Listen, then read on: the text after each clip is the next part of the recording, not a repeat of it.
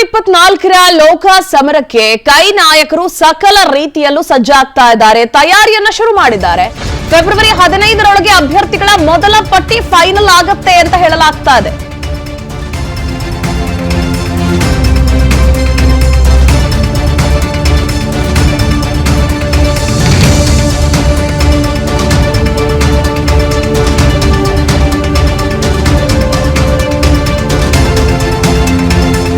ಅನಿವಾರ್ಯತೆ ಇದ್ರೆ ಸಚಿವರು ಸ್ಪರ್ಧಿಸಬೇಕು ಅಂತ ಹೈಕಮಾಂಡ್ ನಾಯಕರು ಹೇಳ್ತಾ ಇದ್ದಾರೆ.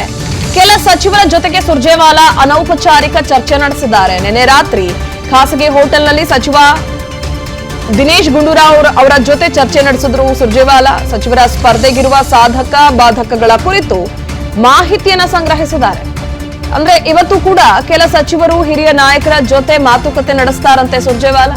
ಜೊತೆಗೆ ಕೈಪಾಳ್ಯದಲ್ಲಿ ಡಿಸಿಎಂ ದಂಗಲ್ ಎದ್ದಿರೋ ಬಗ್ಗೆ ಕೂಡ ಚರ್ಚೆ ಆಗುತ್ತೆ. ದಲಿತ ಸಚಿವರ ಜೊತೆಯೂ ಮಾತುಕತೆ ನಡೆಸಿದ್ದಾರೆ ಈಗ ಆಲ್ರೆಡಿ. ಇನ್ನು ಅಲ್ಲದೆ ಡಿಸಿಎಂ ಹಾಗೆ ಸಿಎಂ ಜೊತೆ ಮತ್ತೊಂದು ಸುತ್ತಿನ ಒಂದು ಮಾತುಕತೆಯನ್ನು ನಡೆಸ್ತಾರೆ. ಪರಮೇಶ್ವರ್ ಅವರ ಜೊತೆ ರಣದೀಪ್ ಸುರ್ಜೇವಾಲಾ ಪ್ರತ್ಯೇಕವಾಗಿ ಮಾತನಾಡ್ತಾರೆ ಅನ್ನೋ ಮಾಹಿತಿ ಬಳಿಕ ಹೈಕಮಾಂಡ್ಗೆ ಮಾಹಿತಿಯನ್ನ ನೀಡ್ತಾರೆ. ಯಾಕಂದ್ರೆ ರಾಜ್ಯ ಕಾಂಗ್ರೆಸ್ನಲ್ಲಿ ಬಣಗಳಿವೆ. ಒಂದ್ ಕಡೆ ಸಿದ್ದರಾಮಯ್ಯ ಅವ್ರ ಜೊತೆಗೂ ಚೆನ್ನಾಗಿರ್ತಾರೆ, ಡಿಸಿಎಂ ಶಿವಕುಮಾರ್ ಅವ್ರ ಜೊತೆಗೂ ಚೆನ್ನಾಗಿರ್ತಾರೆ. ಮತ್ತೊಂದು ಕಡೆ ಪರಮೇಶ್ವರ್ ಹಾಗೆ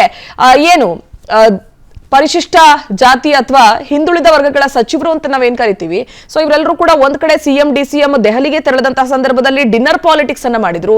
ಒಟ್ಟಾರೆ ಸದ್ಯಕ್ಕಾಗ್ತಿರುವಂತಹ ಬೆಳವಣಿಗೆಗಳ ಕುರಿತಾಗಿ ಪ್ರತ್ಯೇಕ ಮಾತುಕತೆಗಳನ್ನ ನಡೆಸಲಿದ್ದಾರೆ ಸುರ್ಜೇವಾಲಾ.